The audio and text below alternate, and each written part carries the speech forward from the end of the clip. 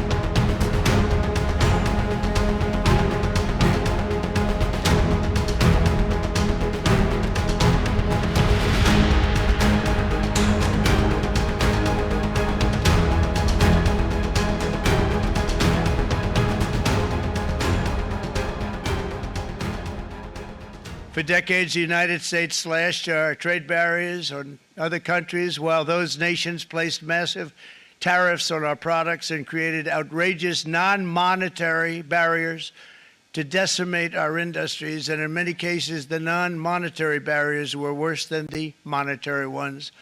They manipulated their currencies, subsidized their exports, stole our intellectual property, imposed exorbitant VAT taxes to disadvantage our products, adopted unfair rules and technical standards, and created filthy pollution havens. They were absolutely filthy, but they always came to us and they said, we're violating, we should pay for it.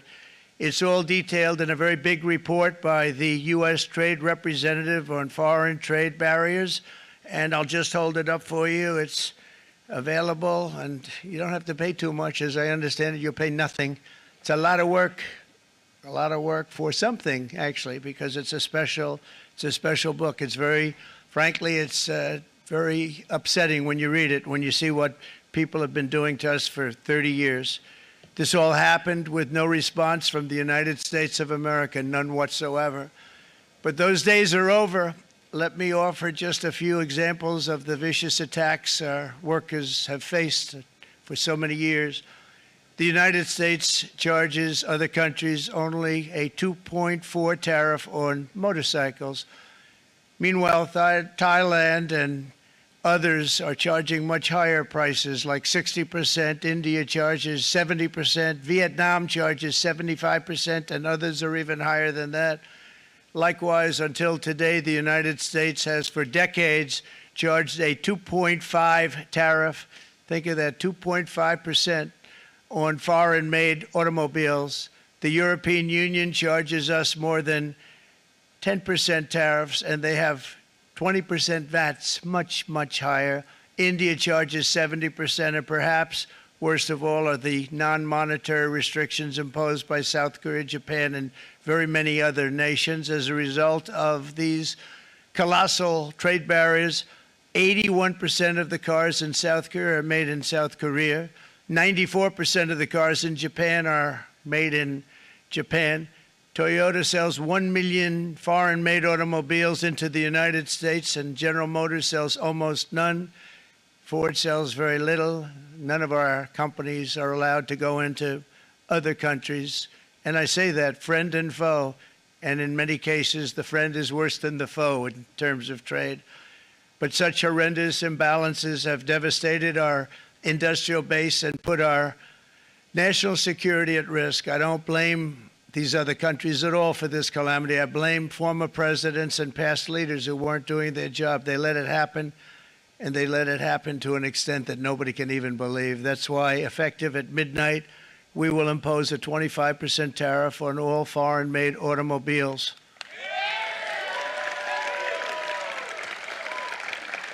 Thank you.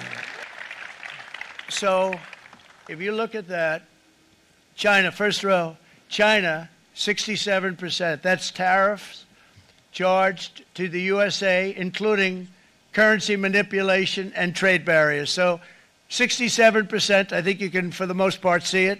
Those with good eyes, with bad eyes. We didn't want to bring, it's very windy out here, we didn't want to bring out the big charts because it had no chance of standing.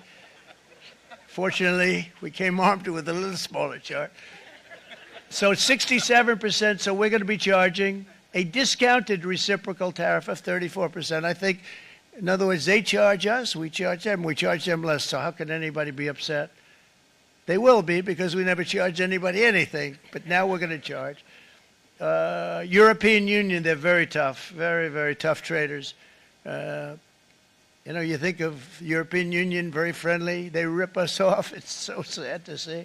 It's so pathetic. 39%, we're going to charge them 20%, so we're charging them essentially half. Vietnam, great negotiators, great people. They like me, I like them. The problem is they charge us 90%. We're going to charge them 46% tariff.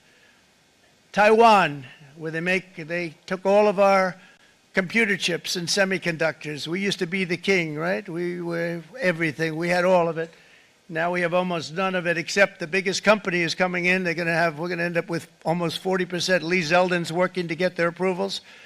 And it's an amazing company. Mr. Wei, of one of the great companies of the world, actually, they're coming in from Taiwan, and they're going to build one of the biggest plants in the world, maybe the biggest for that. But 64%, we're going to charge them 32%. Japan, very, very tough, great people. And again, I don't blame the people for doing it. I think they're very smart in doing it. I blame the people that sat right in that Oval Office, right over there, right behind the Resolute desk or whichever desk they chose. Japan, 46%. They would charge us 46%, and much higher for certain items like cars, you know, little items like cars. 46%, we're charging them 24%. India, very, very tough, very, very tough. The Prime Minister just left, and he's a great friend of mine, but I said, you're a friend of mine, but you're not treating us right. They charge us 52%. You have to understand, we charge them almost nothing for years and years and decades, and it was only 7 years ago when I came in, we started with China and charged them. We took in hundreds of billions of dollars from China in tariffs, and they understood, honestly.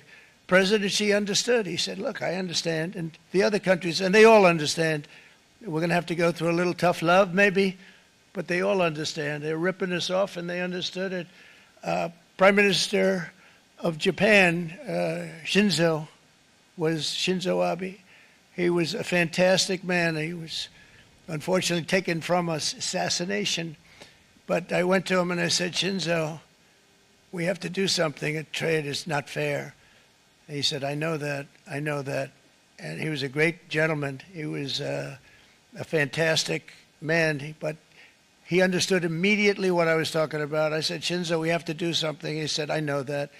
And we worked out a deal, and it would have been a much better deal, but frankly, there were many years left on the deal that was made previous to my getting there, but it was It was something. If you look at Switzerland, 61% to 31%. Indonesia, Malaysia, Cambodia. Oh, look at Cambodia, 97%. We're going to bring it down to 49. They made a fortune with the United States of America. United Kingdom, 10%, and we'll go 10%. So we'll do the same thing.